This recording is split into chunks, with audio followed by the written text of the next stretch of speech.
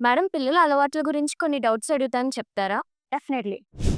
పిల్లలు నోట్లో వేలు పెట్టుకోవడం మంచిదా? పాసిఫైయర్ వాడడం మంచిదా? పాసిఫైయరే బెటర్ వెన్ కంపేర్డ్ టు నోట్లో వేలు పెట్టుకోవడం. ఎందుకంటే నోట్లో వేలు పెట్టుకోవడం అనేది మానిపించడం చాలా కష్టం.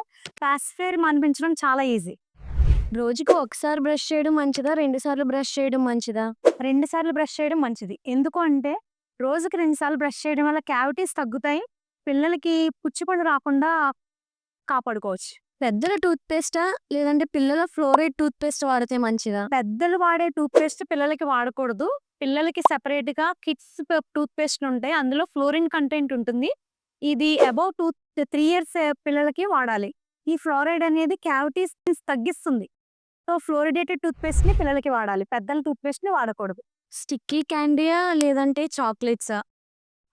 కంపారిటివ్‌లీ చాక్లేట్స్ క్యావిటీస్ కాజ్ చేస్తాయని అందరికీ తెలుసు.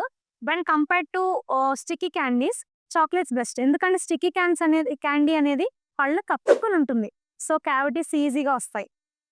నిద్రలో పాలు తాగుతారు కదా మేడం! అప్పుడు అలా కంటిన్యూ చేయడం మంచిదా? లేదంటే ముందే పాలు పట్టిన తర్వాత బ్రష్ చేపిచ్చేయడం మంచిదా? డెఫినెట్‌గా నర్సింగ్ బాటిల్ కేరీస్ అనేది అంటారు. అంటే బాటిల్ పిల్లలకి పెట్టి పడుకోబెడితే పిల్లలకి పళ్ళన్నీ పాడైపోతాయి. దీన్ని బాటిల్ ఫీడింగ్ కేరీస్ అంటారు. Nursing bottle caries.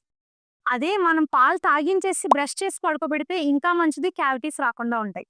స్నాక్స్ తిన్న తర్వాత రిన్స్ చేయడం మంచిదంటారా? చేయకపోవడం మంచిదా? అయ్యో! డెఫినెట్‌గా స్నాక్స్ తిన్న తర్వాత రిన్స్ చెయ్యాలి. చేస్తేనే మనకి క్యావిటీస్ రాకుండా ఉంటాయి. జ్యూస్ అనేది మనం రోజంతా తీసుకోవచ్చా? లేదంటే ఒక్కసారే తాగడం మంచిదంటారా? జ్యూస్ అనేది రోజుకొకసారి తాగితే బెటరు. ఎందుకంటే జ్యూస్ అనేది ఎసిడిక్ ఫ్లూయిడ్స్ కాబట్టి రోజంతా మన ఎసిడిక్ ఫ్లూయిడ్ కాంటాక్ట్‌లో తోతుంటే ఎనామిల్ ఎరోడ్ అయిపోతుంది. అంటే పళ్ళు అరిగిపోతూ ఉంటాయి. నోటి ద్వారా శ్వాస తీసుకోవడం మంచిదా? లేదా ముక్కు ద్వారా శ్వాస తీసుకోవడం మంచిదా? డెఫినిట్‌గా నోస్ బ్రీతింగ్ అంటే మన ముక్కు ద్వారా శ్వాస తీసుకోవడం బెస్ట్. మౌత్ బ్రీతింగ్ తీసుకోవడం వల్ల నోరంతా డ్రై అయిపోతుంది. క్యావిటీ రిస్క్ ఎక్కువుంటుంది. ఓకే. ఇవన్నీ నీ డౌట్స్ క్లారిఫై అయ్యాయి కదా! ఇవి మన పిల్లల అలవాట్లనేవి చిన్నవే కావచ్చు. పిల్లల నోటి దంత ఆరోగ్యానికి ఎంతో ఎక్కువ ఎఫెక్ట్‌ని చూపిస్తాయి. సో, చిన్న చిన్న అలవాట్లని మనం ఆల్టర్‌నేటివ్ చేసుకొని, చిన్న చిన్న మోడిఫై చేసుకుంటూ, పిల్లలకి కేర్ తీసుకుంటే వాళ్ళకి మంచి దంత ఆరోగ్యాన్ని లైఫ్ అంతా ఇవ్వగలుగుతాం.